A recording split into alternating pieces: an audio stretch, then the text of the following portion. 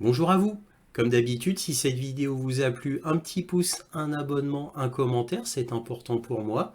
Éventuellement un petit don, lien dans la description, cela me permet de publier régulièrement. Merci à tous de votre soutien à cette chaîne. Donc là, je vais parler du wokisme et est-ce que le wokisme est un danger pour notre société? Telle est la question. Alors, c'est un sujet qui a été traité déjà massivement en anglais sur YouTube. Il y en a des centaines de vidéos sur le wokisme, bon, ben, de qualité très différente, va-t-on dire. Mais en français, il y en a très très peu, quoi. Moi, j'en ai vu très très peu. Alors déjà, qu'est-ce que le wokisme? Alors le wokisme, c'est un mot anglais, wokism en anglais, qui vient du mot woke, qui veut dire éveillé.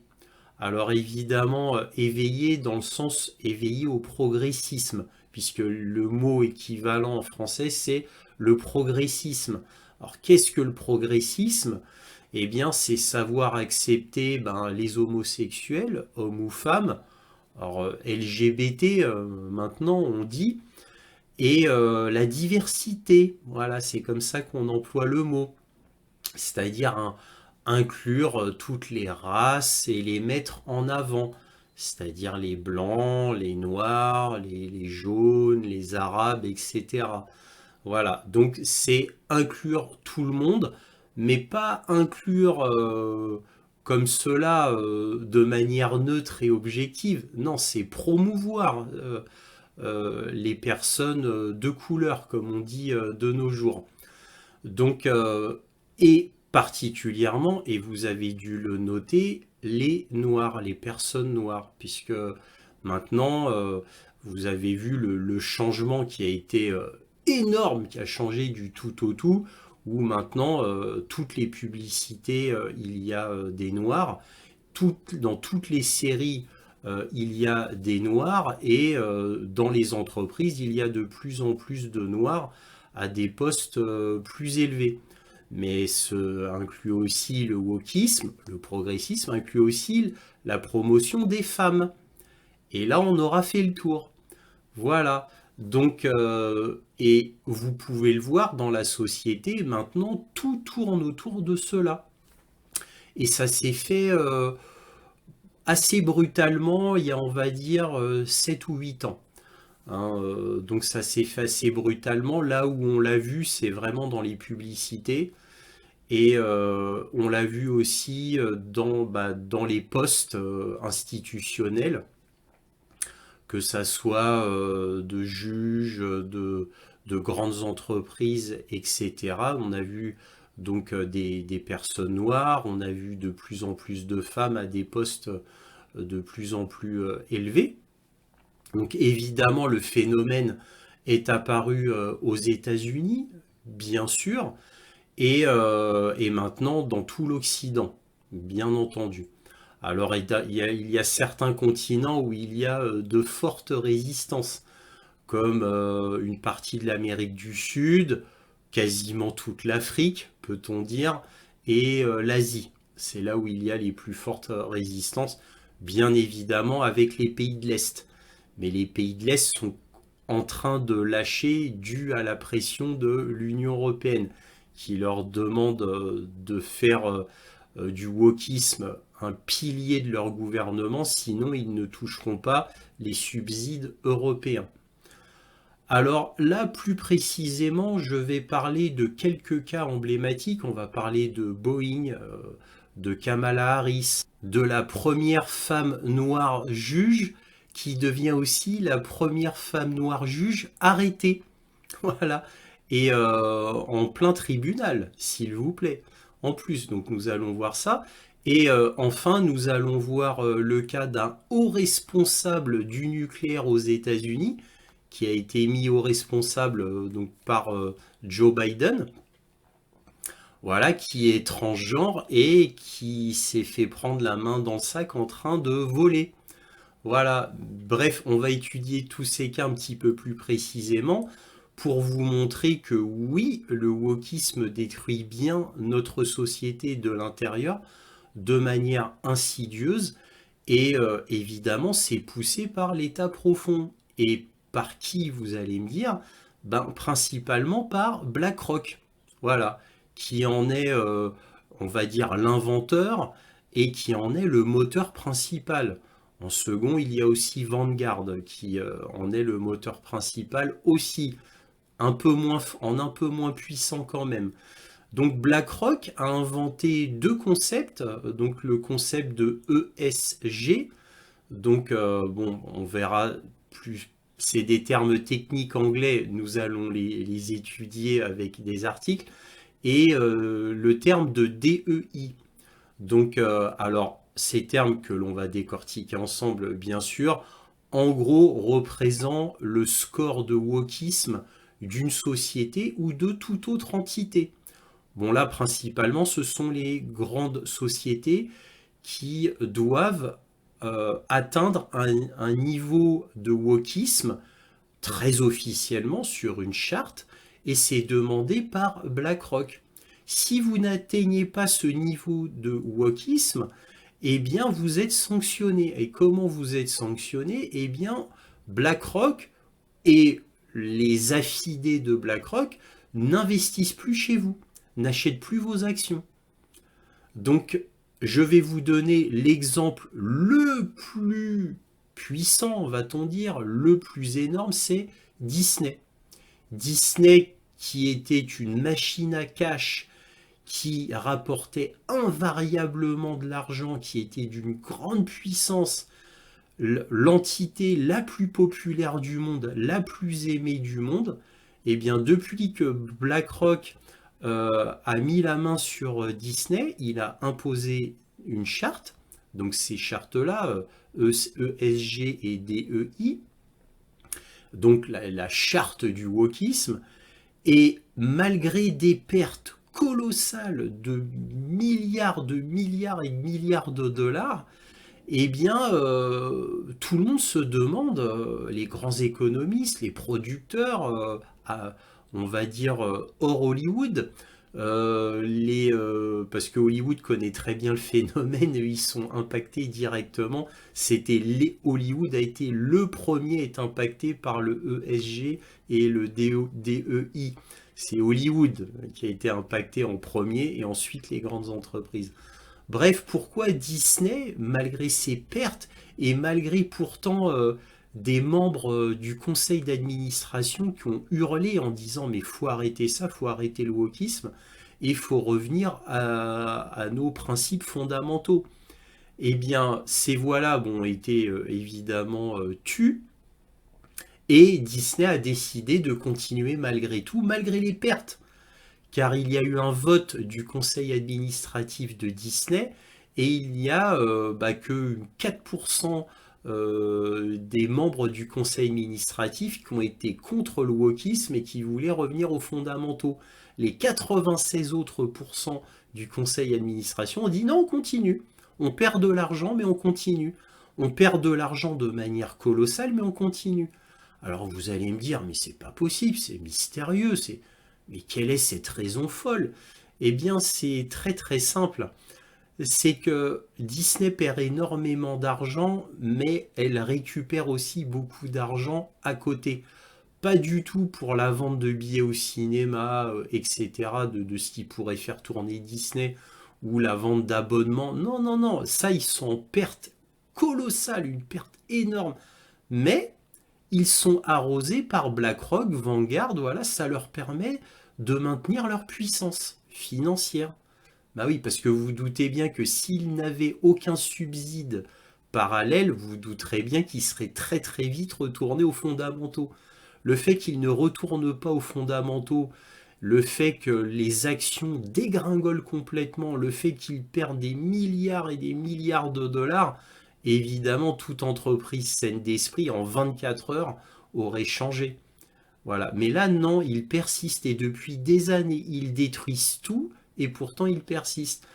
Parce qu'ils ont des subsides cachés, extérieurs, absolument colossaux. Et évidemment, BlackRock, Vanguard et bien d'autres encore arrosent. Donc il y a une corruption absolument énorme dans ces sociétés arrose évidemment les hauts responsables afin qu'ils continuent à gérer cela comme ça. Parce que évidemment, tout dépend du PDG de la boîte, hein, si on prend une grosse entreprise. Si le PDG dit non, reprenez votre argent, moi je suis incorruptible et je continuerai malgré tout, comme fait Elon Musk, voilà, tout dépend du PDG, hein. Alors certes, il y a le conseil d'administration aussi, mais c'est souvent le PDG, il fait plus ou moins ce qu'il veut quand même, hein, malgré tout. Voilà, bon bref, donc pourquoi continue-t-il? Pourquoi des entreprises perdent énormément d'argent et ils continuent? Alors, et on va voir le cas de Boeing, et bah, c'est comme le cas de Disney, c'est la même chose, parce qu'ils ont des subsides extérieurs, et c'est pour ça qu'ils continuent, malgré le mur de la réalité, hein, qui les frappe de plein fouet, et malgré des pertes colossales. Là, par exemple, on va parler de Boeing, mais très vite, on va survoler, là, pour faire un petit jeu de mots.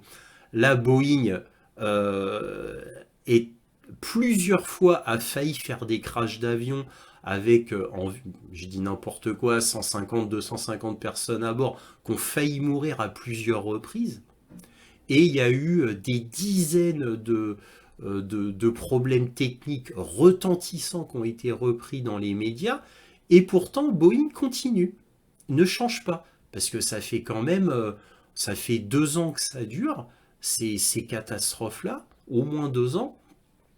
Et pourtant, Boeing n'a rien changé à sa politique. Il n'a pas fait d'autocritique. Et ça continue, et ça continue.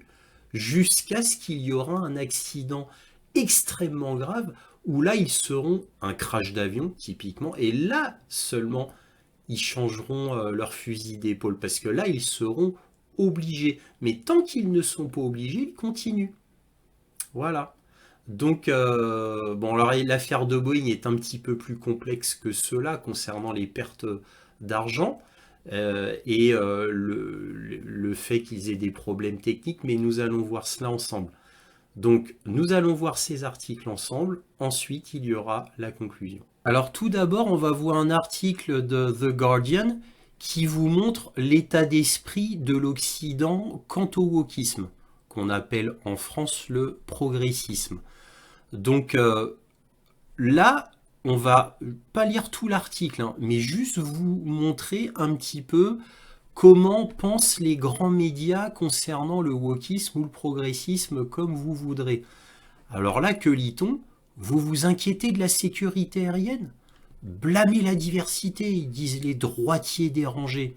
Alors, bien évidemment, The Guardian, c'est un journal anglais, hein, donc les traductions françaises, bon, vous avez l'habitude, vous savez, c'est pas parfait, hein. Bon, c'est les gens de droite sont dérangés.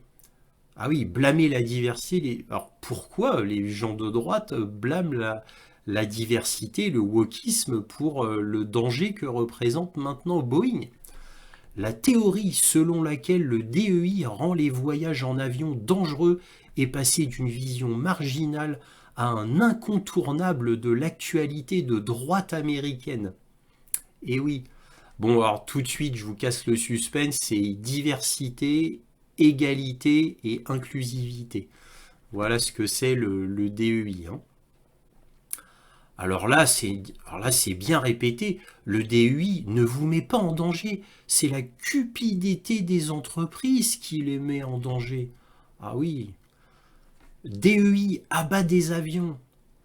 Tu ferais mieux d'être prudent là-bas. Je ne sais pas si vous avez entendu parler, mais les avions se désintègrent actuellement en vol à cause de la diversité. C'est vrai, grâce à une prise de conscience devenue folle, les femmes et les minorités sont introduites au plus haut niveau de l'industrie aéronautique sans aucune qualification à leur actif. Personne ne se soucie de savoir si vous pouvez voler ou non.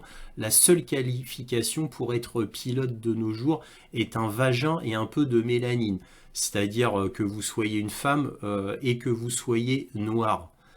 Alors évidemment, là on vous dit cela n'a aucun sens et seul un imbécile bigot pourrait le croire.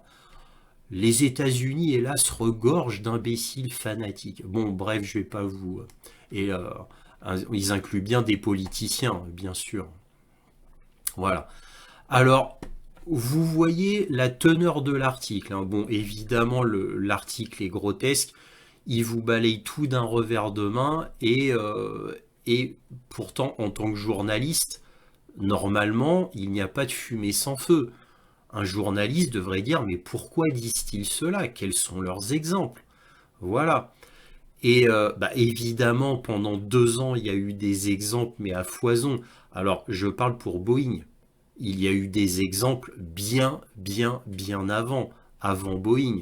Là, bon, parce que Boeing, c'est le cas le plus visible, le plus énorme, on va dire, le plus médiatisé, mais il y a eu bien d'autres cas, et on va regarder ça ensemble. Donc, le cas de Boeing, alors bah oui, pourquoi beaucoup maintenant disent que c'est la faute au wokisme que Boeing met les vies en danger?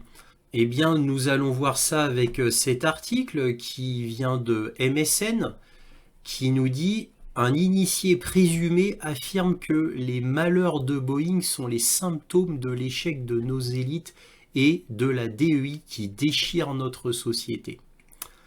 Alors ça, c'est un entretien de Fox avec un professeur d'université qui s'appelle Chris Ruffo. Donc l'un des critiques les plus éminents du DEI, l'universitaire Chris Ruffo, a parlé à un prétendu interne du constructeur aéronautique en difficulté Boeing de la façon dont l'idéologie politique a handicapé l'une des plus grandes industries américaines. Alors, c'est un article américain, alors vous voyez toutes les pincettes qu'ils prennent, hein. Alors, là, vous pouvez voir donc dans cet article la vidéo où vous avez l'entretien. Malheureusement, c'est en anglais, donc je vais pas vous le montrer. C'est ça qui est très pénible, c'est que tout est en anglais. C'est-à-dire vous pouvez tout avoir en anglais. Moi, si j'étais quelqu'un qui faisait des vidéos en anglais, ça me faciliterait énormément la tâche. Le fait qu'on doive passer par un traducteur qui traduit mal et que je puisse pas vous montrer les vraies vidéos intéressantes, vraiment intéressantes, parce que c'est en anglais, c'est très frustrant pour moi, parce que j'aimerais vous montrer plein de choses, mais je ne peux pas parce que c'est en anglais, et souvent ce n'est pas possible de les avoir en français ou sous-titrés en français. Bon, je continue. Boeing est sans doute le constructeur américain d'avions, de missiles et de satellites le plus célèbre, mais il a également fait la une des journaux au milieu d'une conversation sur des industries entières handicapées par les engagements en faveur des politiques de diversité, d'équité et d'inclusion, le DEI, mais aussi d'environnement social et gouvernance. Alors, Environment, Social and Governance, c'est le ESG. Ce sont les deux politiques qui ont été créées par BlackRock et qui sont poussées de force dans les industries, mais pas que. Je vous rappelle que la première industrie qui a été touchée, c'est Hollywood, l'industrie du cinéma, et qui est maintenant partout, hein. Maintenant, c'est obligatoire. Il n'y a que vraiment les producteurs indépendants qui peuvent encore faire plus ou moins ce qu'ils veulent, parce qu'ils sont indépendants. Mais ceux-là sont très mal vus, évidemment, de la haute société, des banques, etc. C'est très difficile pour un producteur indépendant de ne pas utiliser ces deux chartes, parce que dans ces cas-là, il n'y a aucune aide bancaire, donc il doit faire appel à de généreux donateurs. Voilà comment ça se passe aux États-Unis.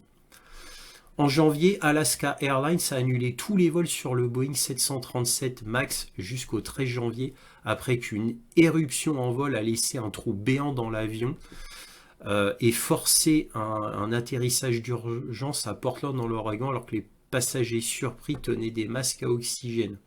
Bon, un accident en vol, hein. L'initié présumé de Boeing alors, à chaque fois, c'est la traduction en anglais, c'est ridicule. Donc c'est le professeur d'université. Il le nomme comme ça dans la traduction française, bon c'est ridicule mais c'est comme ça, a déclaré au City Journal que loin d'être une anomalie, Boeing n'est qu'un symptôme d'un problème bien plus grand, l'échec de nos élites. L'objectif de l'entreprise est désormais de créer une valeur pour toutes les parties prenantes, y compris DEI et ESG, qui a ensuite été adopté comme un moyen d'accéder au pouvoir, ce qui a encore davantage séparé les travailleurs de l'entreprise, et cela déchire nos sociétés. L'ESG pour Environment, Social and Governance peut se résumer grossièrement à l'adhésion à diverses causes libérales en échange d'investissements ou de prêts de crédit. C'est ce que je viens de vous dire. C'est-à-dire si vous ne faites pas l'ESG ou le DEI, eh bien on n'investit plus chez vous. On vous donne plus d'argent. Et comme BlackRock est tout puissant, eh bien, évidemment, tout le monde est au courant dans le monde financier. Ce qui fait que si vous ne respectez pas ça, bon, BlackRock, évidemment, va vous mettre sur la liste noire, bien évidemment, vous donnera plus d'argent, n'investira plus chez vous. Donc, ce qui va déjà détruire votre réputation à l'international. Mais en plus, les banques le sauront, puisque les banques demandent aussi maintenant le respect des grandes entreprises américaines pour l'ESG et le DEI. Même les banques. Et oui, parce que tout ça n'est qu'une seule et une même entité en réalité, puisque évidemment les banques aussi sont contrôlées indirectement, je dis bien indirectement, par BlackRock. Je parle des banques américaines. Hein.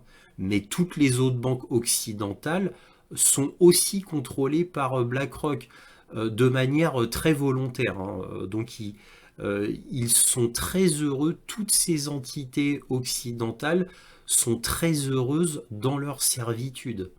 Voilà, envers ces grandes compagnies. En grandes compagnies toutes puissantes, il y en a très peu. Hein. Donc là, je vous ai parlé de BlackRock, il y a aussi Vanguard, il y en a d'autres, mais ceux-là sont les plus puissantes. DEI, qui signifie diversité, équité et inclusion, peut être grossièrement défini comme l'adhésion à une politique identitaire libérale dans la pratique, que ce soit sur le lieu de travail ou dans une institution comme le monde universitaire. Et oui, car même les universités sont touchées. Et toutes les grandes universités occidentales. Il n'y a que quelques exceptions. Il n'y a que quelques exceptions, malheureusement. Et oui, car de plus en plus, toutes les universités occidentales, les grandes, hein, bien évidemment, les grosses universités, s'y plient. Évidemment. Alors ça se fait petit à petit, mais ça se fait de manière... c'est lent, mais c'est sûr. Voilà, c'est à l'image de la tortue qui avance, mais cela avance sûrement. Pour la France, c'est Sciences Po. Sciences Po, c'est une université qui a été complètement retournée, qui est basée uniquement sur le wokisme. Voilà, le progressisme, si vous voulez, et la bien-pensance générale. Donc Sciences Po, c'est l'université du gouvernement, si vous voulez. Ces deux éléments ont été blâmés pour la sous-performance de diverses franchises de divertissement.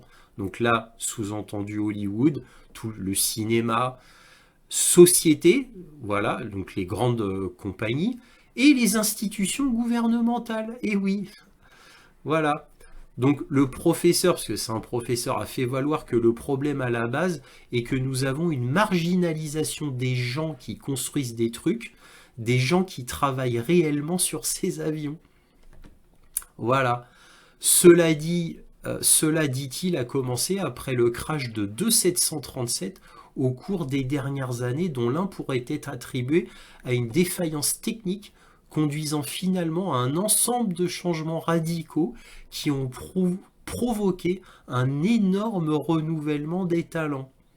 Et oui, aujourd'hui, dit la source anonyme, une grande partie des nouveaux dirigeants de l'entreprise ne sont pas seulement des étrangers au secteur, mais vivent loin des usines elles-mêmes. Ce que la personne a affirmé sa domination quotidienne sur l'entreprise est le DEI. Les jeux de statut régissent tous les conseils d'administration du pays, a déclaré Chris Ruffo. Le récit DEI est une chose très réelle Et chez Boeing, le DEI est lié au jeu du statut. C'est la chose que vous adoptez si vous voulez aller de l'avant. C'est devenu un moyen d'accéder au pouvoir. Et oui, Chris Rufo a en outre suggéré que même si le DEI semblait une petite chose, il change fondamentalement une entreprise. La source a ajouté qu'une telle idéologie est fondamentalement anti-excellence, car elle est mal définie, mais elle est devenue partie intégrante de la culture et était liée à la rémunération. La personne a également noté que cela conduit à la politisation des RH, ce qui, selon lui, c'est un vrai problème dans toutes les entreprises. Cela aurait provoqué une nouvelle rupture entre la direction et le personnel. Si vous regardez les autocollants sur les pare-chocs des usines Runton ou d'Everett, vous verrez que beaucoup de conservateurs aiment construire des choses. Et les conservateurs n'aiment pas la politique au travail. Et oui, ça devrait être une entreprise indépendante. Voilà, qui devrait être dirigée vers l'excellence et gagner de l'argent. Bien sûr.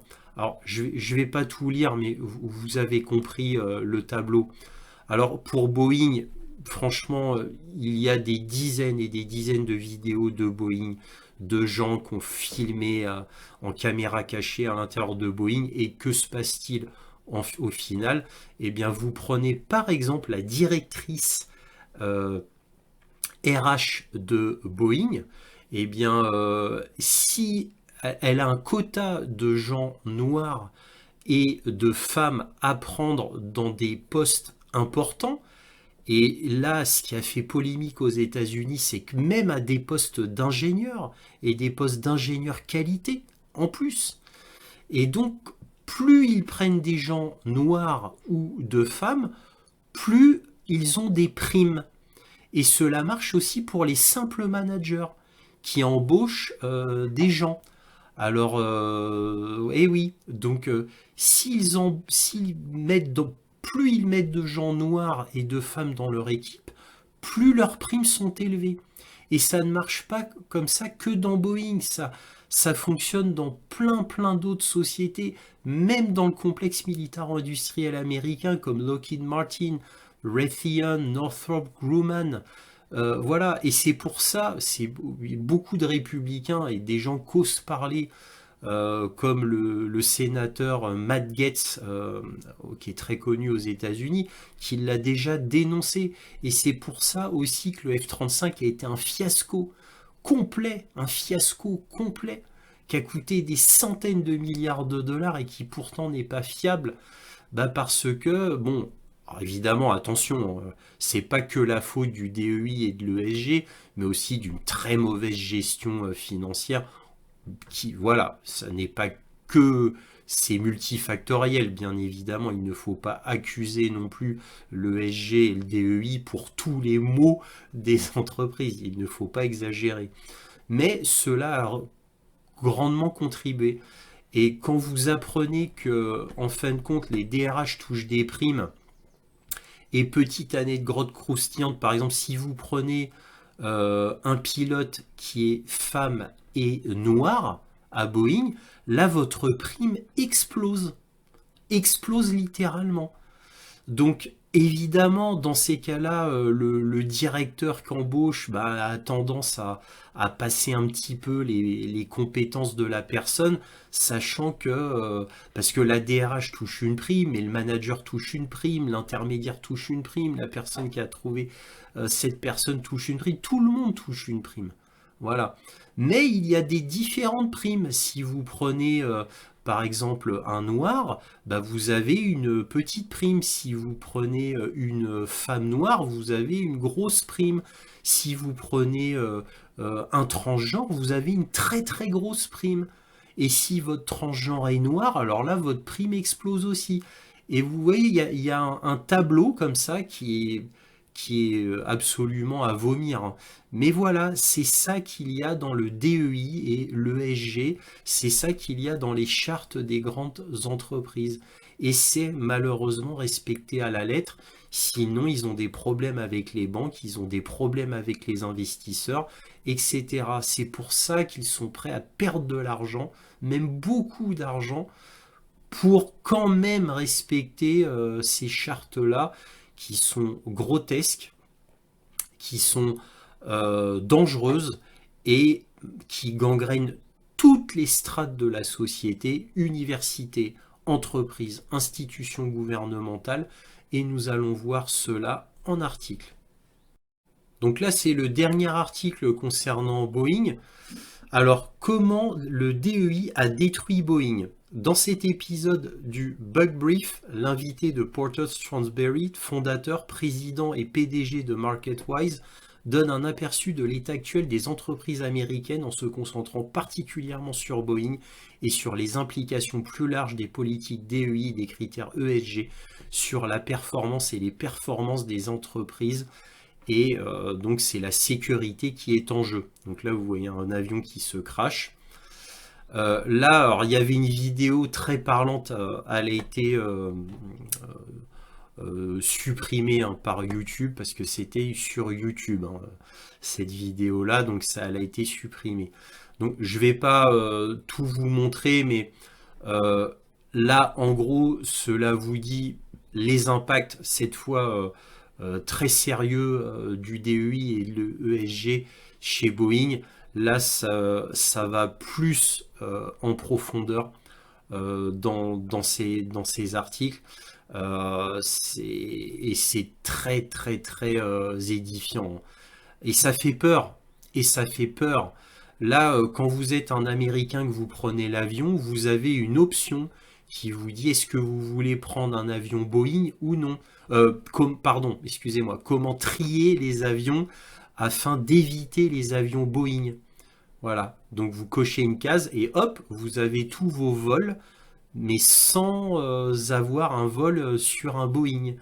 Vous voyez, il y a cette option-là maintenant dans les moteurs de recherche quand vous voulez réserver un vol. Vous voyez à quel point c'est effrayant. Et pourtant, Boeing ne change pas de politique. Voilà, et j'en arrête là. Déjà, j'ai été très long concernant Boeing. Là, sur Fox News, on a Jesse Waters, qui est donc c'est l'équivalent de Pujadas en France. Hein, c'est un présentateur extrêmement connu. Donc Jesse Waters, donc, qui nous dit affirme que Kamala Harris est utilisée comme un accessoire du DEI. Alors, Kamala Harris, il y a toute une histoire aux États-Unis derrière elle. Hein. Il y a eu plein de scandales concernant Kamala Harris, mais qui sont très américano-américains.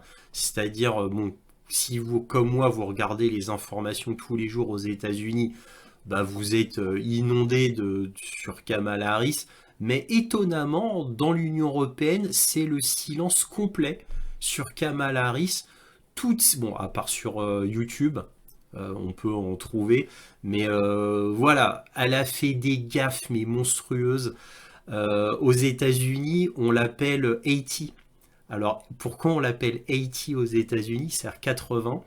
Bah parce que c'est les rumeurs, hein, je ne peux pas dire si c'est vrai, je ne peux pas confirmer.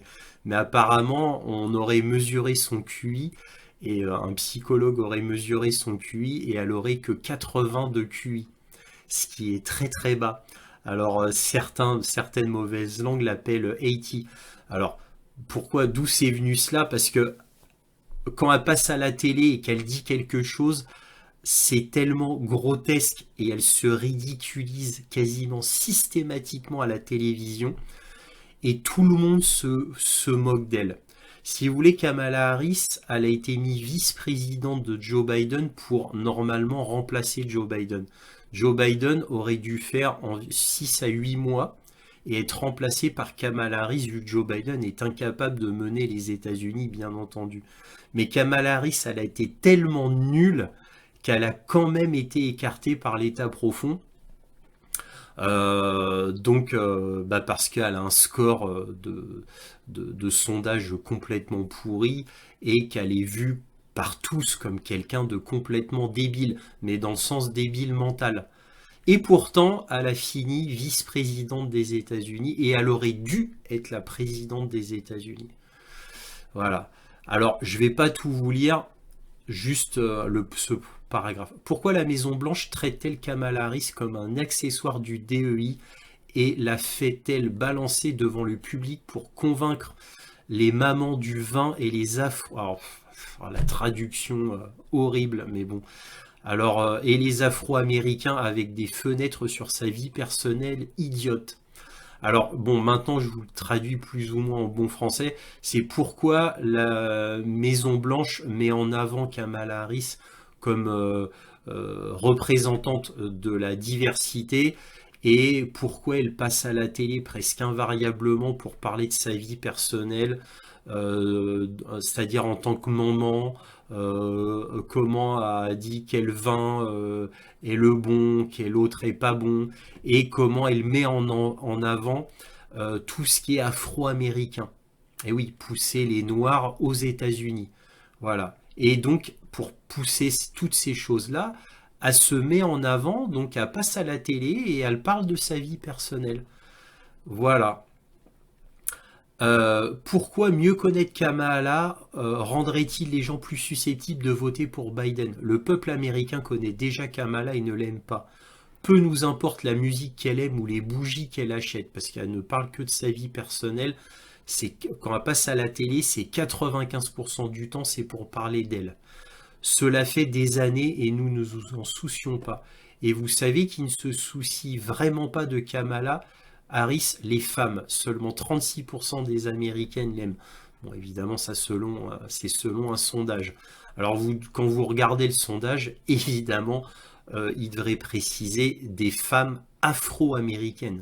Hein, bien sûr, hein, c'est principalement ces femmes-là qui aiment Kamala Harris. Là, je ne vais pas vous présenter tout un truc sur Kamala Harris. Il y a tellement d'articles sur elle, tellement de vidéos YouTube qui ont été reprises parce qu'elle a fait tellement de gaffes, elle dit tellement n'importe quoi, presque aussi débile que Joe Biden. Je vais pas aller plus en avant, mais en gros, bon, vous avez compris où je veux en venir. Pourquoi je parle de Kamala Harris? Parce que c'est la première vice-présidente noire et fallait en parler. C'est comme Obama, il a été mis au pouvoir alors qu'il était totalement inconnu du grand public en tant que sénateur. Il était catapulté premier président noir et ça n'a plus arrêté aux États-Unis. Première vice-présidente noire, et tout était comme ça, première juge noire, et on va voir la première juge noire, ce qu'elle est devenue. Mais avant, je vais finir au Kamala Harris. Regardez, ça c'est la fiche Wikipédia de Kamala Harris. La fiche Wikipédia. Attention, on parle de la fiche Wikipédia, c'est-à-dire qui protège à fond le gouvernement américain, qui protège tous les démocrates, tous les wokistes, c'est Wikipédia, hein, je vous rappelle. Donc qui est une source, on va dire, d'informations ultra biaisée. Alors que lit-on sur Wikipédia? Kamala Harris est adjointe au procureur de district du comté d'Alameda de 90 à 94.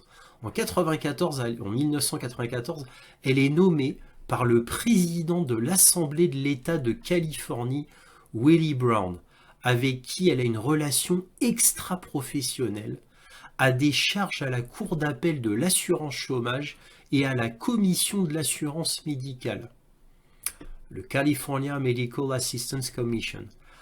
Après 6 mois d'interruption de son mandat de procureur, elle le réintègre tout en combinant celui-ci avec ses 2 autres charges. Ce qui lui fait qu'elle cumule les mandats et donc elle cumule les salaires. Et vous allez voir comment sa relation avec Willie Brown suscite des critiques, tandis que celui-ci défend son activité. En 2019, Willie Brown, donc, qui est le président de l'Assemblée de l'État de Californie, affirme qu'il pourrait avoir aidé sa carrière à travers ses nominations de 1994. Il rompt avec elle lorsqu'il est élu maire de San Francisco en 1996. Vous voyez, et tout est comme ça. Tout est comme ça. Déjà, aux États-Unis, il y a eu beaucoup de scandales autour d'elle, des grosses rumeurs, rien n'est prouvé bien évidemment, comme quoi elle a été poussée déjà à avoir son bac et qu'elle ait pu avoir son diplôme parce qu'on l'a poussée. Voilà. Elle était d'accord pour être le pion servile de l'État profond quant à la diversité, et elle devait représenter la diversité. C'est exactement comme Obama qui a fait que des catastrophes pour son pays. Obama est considéré comme un des pires présidents des États-Unis. Je parle de tous les temps, hein, étant donné ce qu'il a fait aux États-Unis, hein. Et donc Kamala Harris, c'est la même chose. C'est exactement comme Emmanuel Macron. C'est la même chose. C'est-à-dire, ce sont des gens poussés par l'État profond et poussés par le marketing et les médias occidentaux. C'est comme ça qu'ils arrivent au pouvoir. Donc elle a été poussée malgré un QI très faible. Elle a atteint presque la plus haute fonction des États-Unis. Presque. Vice-présidente des États-Unis, vous vous rendez compte? Vous vous rendez compte? Et en fin de compte, elle a été pistonnée tout le long de sa vie, et c'est ça que disent les rumeurs. Alors, qu'est-ce qui a fait que ce soit elle qui a été pistonnée malgré qu'elle soit débile légère? Eh bien, c'est que c'était une femme qui a une forte personnalité et qui était très ambitieuse et très loyale envers l'État profond qui est venu la voir. Voilà. Et c'est ça que disent les rumeurs, les grosses rumeurs très persistantes sur Kamala Harris. Et quand vous comprenez ça, vous comprenez tout. Voilà, c'était sur Kamala Harris et le rapport avec le wokisme. Alors on a la première femme juge noire démise de ses fonctions après des violations de l'éthique. Là, on a la première femme juge noire licenciée après avoir cambriolé une ville et accusé le racisme, incompétence systémique. Bon, je ne vais pas aller dans les détails sur pourquoi elle dit ça. Bon, en gros, c'est qu'elle accusait tout le monde de racisme et donc elle embêtait tout le monde avec cela, quoi. Tout le monde était raciste à ses yeux. Évidemment, tous les blancs étaient racistes, hein. Soyons clairs, hein, voilà. Donc, alors pourquoi je vous parle de cette femme donc qui a fait couler beaucoup d'encre? Eh bien, c'est à l'image de Kamala Harris. Faut savoir comment cette dame est devenue juge. Comment elle est devenue juge.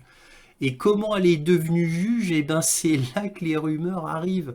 C'est-à-dire, en fin de compte, elle était incompétente, d'après ce qu'on en dit, c'est-à-dire ses professeurs là la trouvée incompétente, etc. Elle n'avait pas des bonnes notes et quand même, elle a eu son diplôme, etc., etc.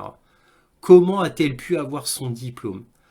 Alors évidemment, vous allez me dire, ça n'a rien à voir par le fait qu'elle ait été malhonnête, etc. Mais comment on en est venu à enquêter sur elle? Parce que évidemment, une juge noire en plus est au-dessus de tout soupçon. Comment on a pu en arriver à enquêter sur elle? Eh bien, je vous l'ai dit, elle a fait beaucoup parler d'elle parce que tout le monde était raciste et elle accusait très très facilement.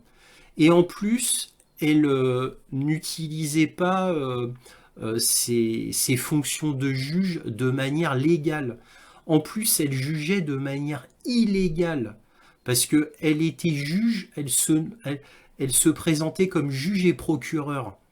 Elle cumulait les deux fonctions.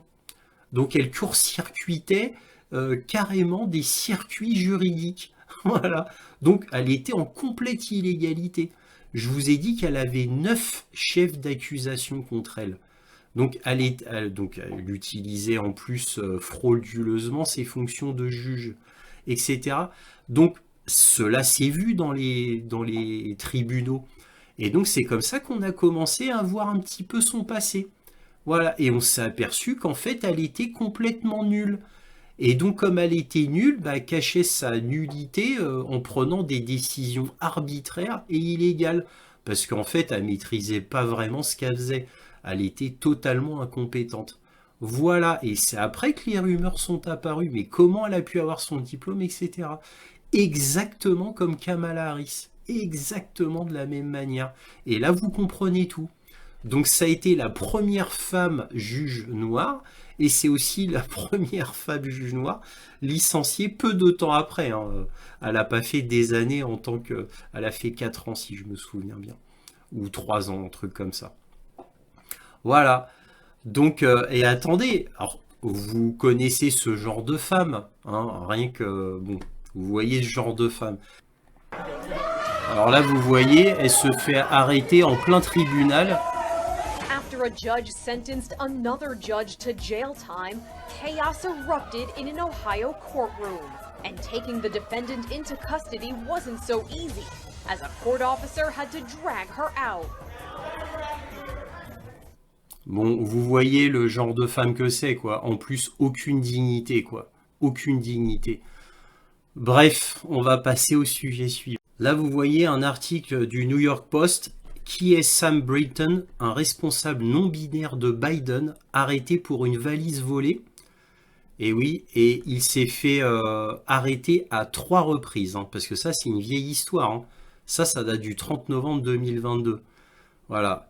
Alors, ce gars-là, il a été nommé responsable de la sécurité nucléaire aux États-Unis, parce que c'est un ingénieur, c'est quand même un ingénieur du nucléaire, attention malgré tout, mais vous voyez comment il est et comment il agit. Donc pourquoi il était nommé lui et pas tous les autres ingénieurs nucléaires très compétents qui ne posent eux aucun problème? Eh bien, parce que il est non-binaire et en réalité c'est un transgenre, hein, pour parler clairement, hein. Parce que ça c'était au novembre 2022, mais moi qui suis des actualités, il s'est fait arrêter 3 fois et avec caméra de surveillance et tout, hein. Donc Sam Brinton, un responsable nucléaire de l'administration Biden, a fait la une des journaux cette semaine après avoir été arrêté pour avoir prétendument volé la valise d'une femme à l'aéroport de Minneapolis, puis l'avoir utilisée pendant un mois avant de prétendre qu'elle avait été prise par accident. Ce n'est pas la première fois que l'ingénieur nucléaire de 35 ans fait la une des journaux. Tiens, tiens, tiens. Brinton, qui utilise leur prénom, est devenu l'un des premiers fonctionnaires non binaires du gouvernement. Ça, c'est le terme poli pour pas dire transgenre, hein. Plus tôt cette année, lorsqu'ils ont assumé un rôle au sein de l'Office de l'énergie nucléaire du ministère de l'énergie. Vous voyez? Donc, des gens comme lui, il y en a aux États-Unis, il y en a beaucoup, des gens très compétents dans le nucléaire. Pourquoi lui? Et c'est Joe Biden qui l'a nommé directement. Pourquoi lui? Parce qu'évidemment, l'administration de base du nucléaire n'aurait jamais eu l'idée d'embaucher quelqu'un comme lui. Pourquoi lui? C'est une directive qui est venue de Joe Biden lui-même. Vous voyez? Alors par contre, je ne connais pas sa compétence, mais bon, à mon avis, il n'a pas été pris pour ses compétences particulières. Voilà. Donc là, il a été pris parce que c'est un transgenre. Voilà, tout simplement. Et qu'en plus, bon, il est transgenre, mais c'est pas. Il avait un historique déjà. Il avait un historique. Parce que bon, en gros, c'est un kleptomane. Il avait déjà eu des affaires avec la police avant. Des affaires toujours mineures, hein, c'est jamais grave ce qu'il a fait. Mais ce n'est pas la première fois. Voilà. Et tout est comme ça dans l'administration Biden, quoi, chez les démocrates. Tout est comme ça. Et pour toutes les institutions, de plus en plus. Dans l'armée américaine, il y en a beaucoup des comme lui. J'ai vu 2 amiraux comme lui. J'ai vu un général comme lui dans l'armée américaine et qui passe souvent à la télé, hein, qui passe souvent à la télé. Donc vous voyez, c'est comme ça partout maintenant. Voilà. Et voici le dernier article avant de passer à la conclusion. C'est un article du Washington Post et qui lui est récent du 5 mai 2024. Le DEI prend un nouveau nom. Peut-il se débarrasser du bagage politique? Sous la pression juridique et politique croissante, les tactiques DEI des entreprises évoluent. Et comment elles évoluent? Elles changent de nom. Voilà. L'année dernière, la lettre annuelle aux actionnaires d'Eli Lilly faisait référence à 48 reprises à l'acronyme de diversité, d'équité et d'inclusion. À 48 reprises à la lettre annuelle aux actionnaires. Vous vous rendez compte? Cette année, le mot DEI est introuvable. En mars, Starbucks a obtenu l'approbation de ses actionnaires pour remplacer les objectifs de représentation par des objectifs de talent. Pour les primes des dirigeants, chez Molson Coors, les indicateurs personnes et planète ont remplacé les objectifs environnementaux, sociaux et gouvernance, l'ESG, et l'acronyme DEI a complètement disparu. Je ne vais pas vous lire tout l'article, mais en gros, c'est quoi? Qu'est-ce que Washington nous dit? En fait, c'est que le DEI et l'ESG, et on l'a vu avec Boeing, ont des résultats tellement catastrophiques dans toutes les grandes sociétés. Je vous ai déjà dit, Boeing, Raytheon, Lockheed Martin, Disney, et Hollywood, etc., etc. Ça devient tellement catastrophique que maintenant, bon, quand même, ils essayent de... Alors, pas de revenir en arrière parce qu'il ne faut pas exagérer. C'est le wokisme ou le progressisme est beaucoup trop important pour l'état profond. Donc, ils vont continuer à pousser, mais ils vont faire ça de manière beaucoup plus discrète.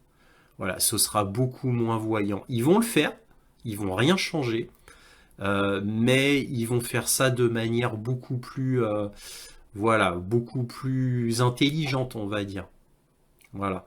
Donc je voulais vous parler de ça rapidement. Là, je fais très vite au dernier article parce que je vois que là j'ai été très très long comme d'habitude. Je vais passer tout de suite à la conclusion.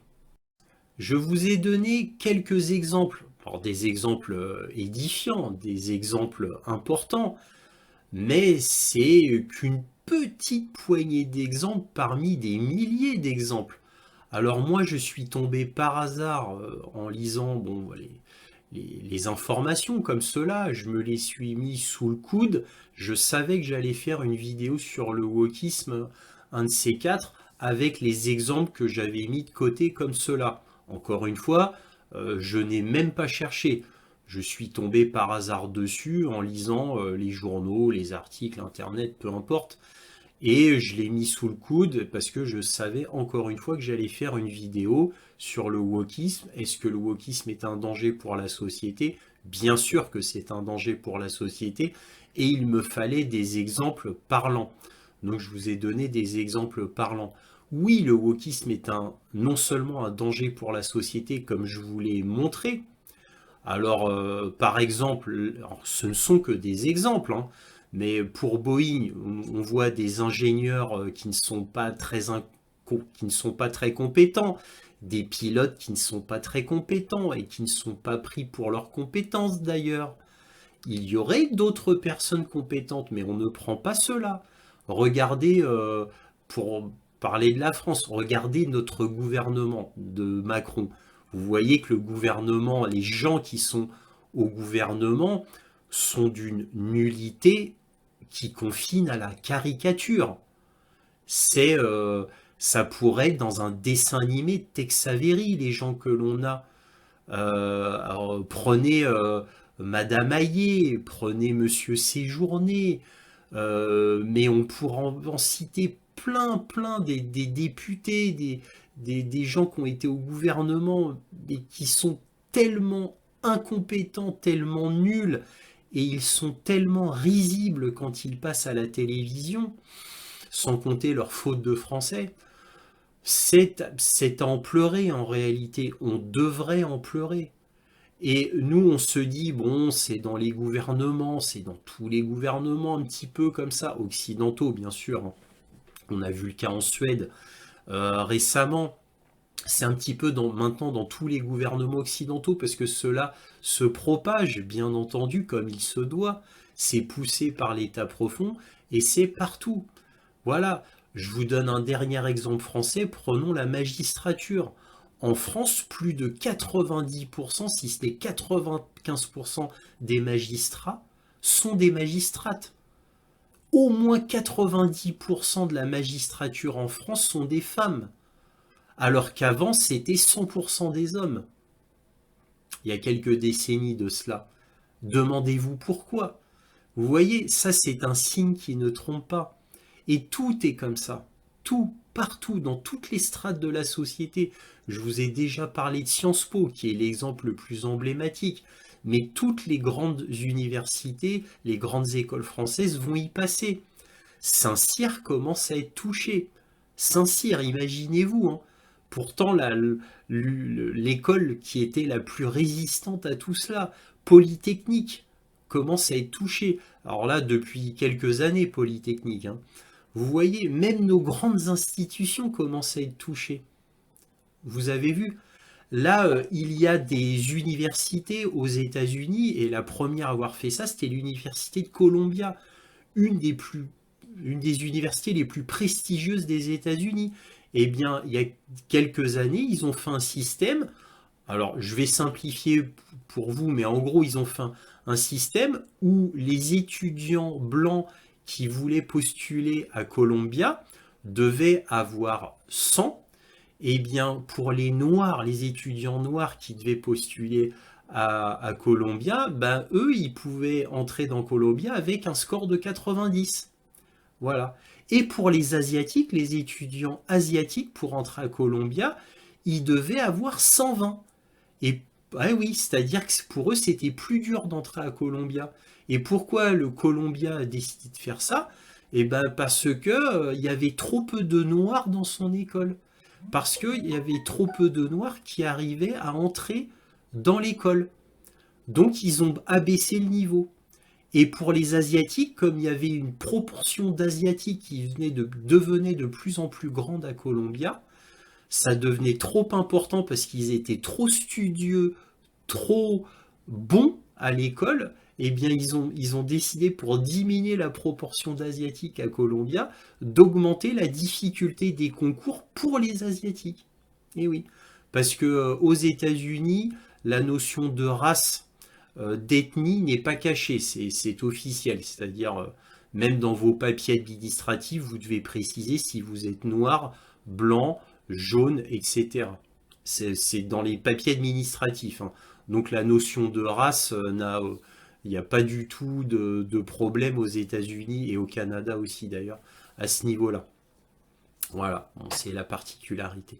Donc oui, c'est un danger pour notre société, pas un danger anodin, mais c'est un danger très grave qui en plus transforme complètement nos sociétés. Ça les transforme complètement. Après, posez-vous la question, et ce sera un exemple édifiant, j'en avais fait une vidéo exprès, hein. Pourquoi le film Sound of Freedom, c'est-à-dire le son de la liberté, pourquoi ce film qui lutte contre la pédocriminalité internationale, pourquoi les producteurs ont eu tant de mal, ils ont mis 2 ans à, à pouvoir le mettre dans les affiches de cinéma aux États-Unis et 3 ans, plus de 3 ans pour le faire passer en Europe. Pourquoi, d'après vous, ce film a eu autant de bâtons dans les roues? Pourquoi? Bah parce que l'état profond et la pédophilie, bah l'état profond protège plus ou moins la pédophilie. Et oui. Alors, et là, on en a eu la preuve avec le film Le Sound of Freedom. On en a eu la preuve. Alors, en France, on en a d'autres preuves, hein. Il y a des lois qui ont été faites sur le consentement sexuel, l'âge qui ne cesse d'être abaissé en France sur le consentement sexuel, etc., etc. Bah, c'est la société qui est comme ça. Je, je pourrais parler de choses encore beaucoup plus à vomir entre guillemets, mais bon, parce que là je passe sur YouTube, je peux pas tout vous dévoiler non plus, mais bon, je suppose que vous le savez déjà par vous-même.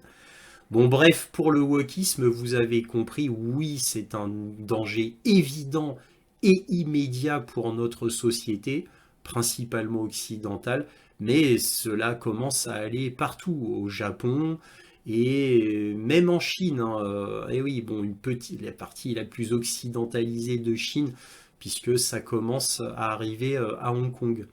Voilà, malgré que Hong Kong soit devenu chinois. Bref, je m'arrête là, je suis beaucoup trop long comme d'habitude. Si cette vidéo vous a plu, un petit pouce, un abonnement, un commentaire, éventuellement un petit don, lien dans la description. Merci à tous de votre soutien à cette chaîne et toujours, soyez curieux.